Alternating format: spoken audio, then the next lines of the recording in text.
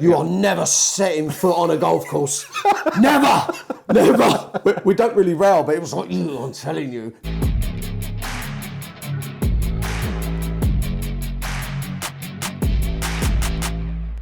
I'd like to introduce to you our first ambassador ever, our first associated person ever. I'm mixing my words, I'm so excited here. Wayne&Mardle. Wayne 501 Mardle, congratulations, thanks for coming, you've joined the team. I'm thrilled to see you here. Look, I'm thrilled as well. Hi everyone, hi. The guys at Dartshopper approached me and I was like, yes, yes. They're a dynamic bunch, apart from you guys, obviously. Hey, kidding. It's an opportunity for me, and like I said, with them caring so much and being as dynamic as they are, I want to be part of it. I've been involved in the game long enough to see it grow. I want to kind of carry on. I want to be part of a bit of growth, and if Dartshopper goes from strength to strength, and I'll play a part in that, then great. I mean, absolutely. You've been a player, a commentator, a coach. I confirm he's actually quite a good coach. My scores need to be better, but I need to go back to him. That's the problem. But yeah, no. Look, why Dartshopper and why now? Yeah, it was the right time for me, to be honest. I'm 51 years of age, right? I know I don't look it. Look at me, look. Mrs. M likes the. She likes the whiskers. This is for a show, that's why it's so shabby, guys. But I'm usually Wayne's style, so yeah. If you get mixed up with us, you know, me and Schindler, me and Mardle, you know. It's just yeah. You look nothing like Martin Schindler. Wow. Anyway, so the timing was good, and I now want to stay at home a bit more. I now want to kind of do a bit more content for YouTube, whether it be for Instagram, for TikTok, whoever. But I want to do more for brands as well, not just me. And the whole point is that I don't have to do 30,000 miles in a car. Exactly. So I go to the bottom of my garden, you know where my dart studio is, and if I can film good quality content there, that's the thing. It can't be just that'll do. Yeah. It has to be quality, because the guys at Dartshopper, they won't have it anyway. Wayne, do it again. Wayne, do it again. I'll get sick of that, and so will they. So yeah, the timing's right for me. And like I said, I'm 51, and it's not that I want to retire. I just don't want to travel as much. Yeah. This fits perfectly for me. Exactly, and I mean, you're not actually too far away from me as well, so we can obviously have that good link up. But look. Yeah, unfortunately. Yeah, unfortunately. Look, so what do you think is going to excite you most about this role? Well, it's different for me. I'm very, very, I think I'm good at coaching. I know that Sky think a lot of me in the commentator role and pundit role, and obviously darts exhibitions. I put my heart and soul in everything I do, and I will do this again, whatever role it is. I don't know how this is going to go for me. I don't know how it's going to evolve. I was lucky enough to go and see the operation near Rotterdam. Well, how can you not be excited at that? I don't want to be a weak link, so I will try my hardest to be as strong as I can be, and just make it better. Yeah. If I can improve along with you, if they want to watch us for 5 minutes to get all their darting fixes, whether it be a shaft, whatever it may be, or darting news, if they turn to us. That's great, right? Exactly, and I think the thing is, when I was looking for a coach, I was like, right, I want someone who's current, someone who's been there, someone who really knows what they're talking about. And from my first session, I think you gave me 2 things to take away, which changed my game dramatically. And I think that's something that we really wanted to inject into Dartshopper as well. Go, right, what are the tips and tricks, and who would be best to bring those along? Yeah. Thank you. My head's big enough as it is. Oh, stop it, please. It's great to be regarded that way. So for me, it's like, oh, please, yeah. I love it. I love it that people think that I'm very good at what I do, and I've got to prove it, and I want to prove it. Now, you have a crazy busy lifestyle. You've obviously got lots of areas of darts that you deal with. But what do you do outside? What does Wayne do for fun? Right. I have no children. At the age of 25, 26, my wife and I, we've been together since we were 13 and 14. So 25, 26, we decided that we're not going to have kids. because I was out gallivanting all over the world with Donna, playing darts and winning the odd tournament. I did win, you know. Yeah. And it was like, I would hate to do this on my own. I would hate to do it on my own. And Donna would have hated being left at home with a child. I wouldn't want to be an absent father. So we decided pretty quickly that, do you know what? Come on, let's do this together.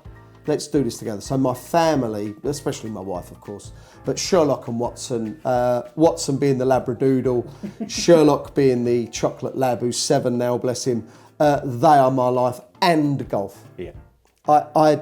It gets me away. And Donna's taken up golf now. Oh no, but that was your escape, so she's with you all the time. It was my escape, but I've nipped it in the bud. Okay. Where, yeah, we go over the driving range. Yep, you are never setting foot on a golf course. Never! We don't really rail, but it was like, I'm telling you. No, joking aside, it was one of those, Wayne, I don't want to play, but it'd be nice to spend some time getting exercise, and we love it. So we go like 3-4 times a week when I'm at home. But it really revolves around family, dogs, golf. We love a barbecue. It doesn't matter what the weather. I don't care. Just put it on and gas. Man, make food. Make fire, make food. And the steaks are. But yeah, really, my life's pretty simple, and I like it that way because, like you said, it's hectic professionally, and very, very sedate when my work hat is placed on the table. I mean, so you're very active on Twitter, and I'm regularly sharing dog pictures and things as well. I see yours on there. I'm constantly liking. I see all Wayne's like and everything. I'm like, they bring so much to life. Yeah. I can completely get that. That's full enjoyment for me as well. But you rub shoulders with the darting elite and other celebrities as well. We wonder who you would have a beer with. Oh wow. Who you would have a bromance with. Oh. And who you would slap. Oh, don't. So let's start. Who do you enjoy a beer with? Celebrity or darting? Right, who would I enjoy a beer with? I think it'd be right good fun. Oh.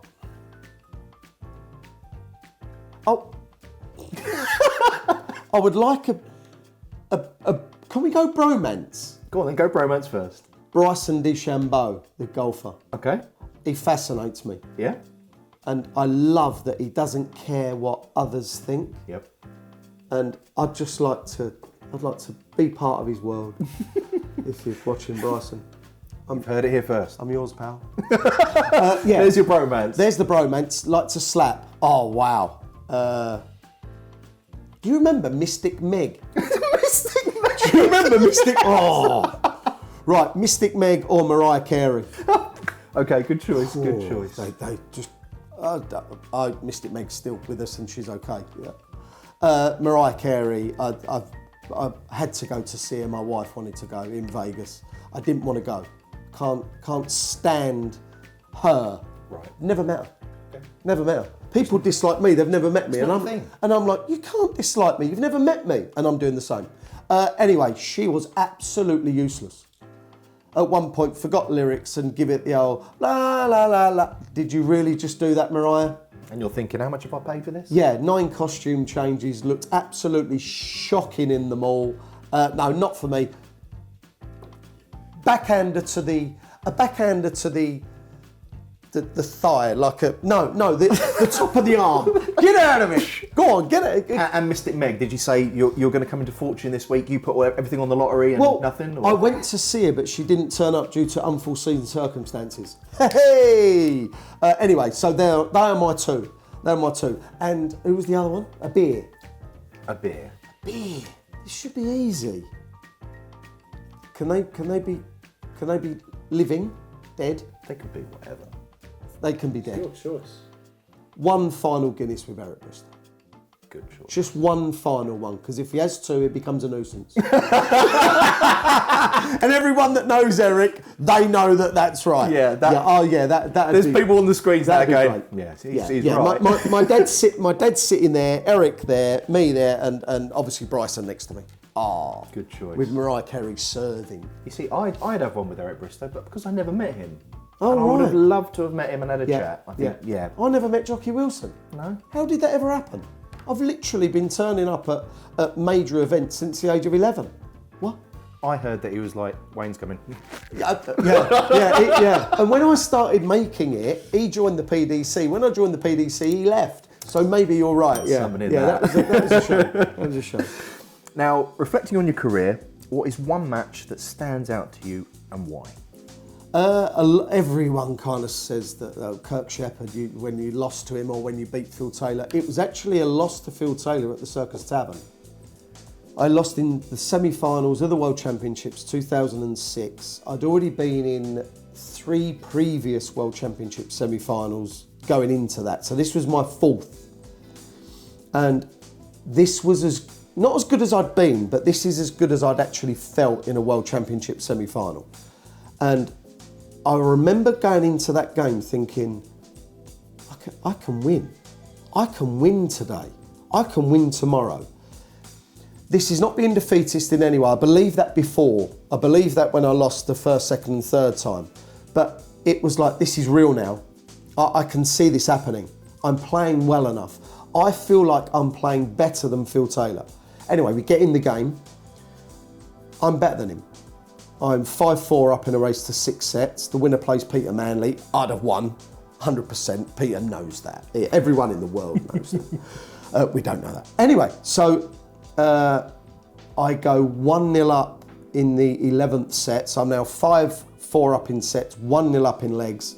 I then miss 2 darts at double 18 to go 2-0 up in that 11th set. I'd have been 1 leg away. I'd have had the darts at least another once, and I thought, I'm there. I am there. I never got another opportunity. And I didn't panic. It just didn't happen. But I was better than him, and he beat me. And as I come off, it's the first time I've kind of, and I remember Dave Clark coming on stage. It was such an amazing game. And he's like, Wayne, we need to just have a word. Are you okay? I said, I'm fine.